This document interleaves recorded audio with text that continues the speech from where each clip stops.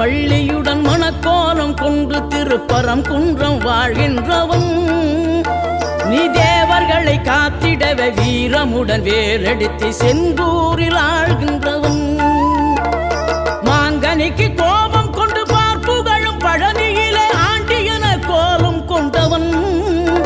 நீ தத்துவத்தின் சாரெடுத்து சுவாமி மலை எல்லையிலே தகப்பனுக்கு பாடம் சொன்னவன் காவல் என நின்று பெரும் சினம் தணிந்து தணிகையில கண் குளிர காட்சி தந்தவன் நீ பாங்குடனே கருள் தரவே பழமுதிரும் சோலையில பரஞ்சோதியாய் நின்றவன் பரஞ்சோ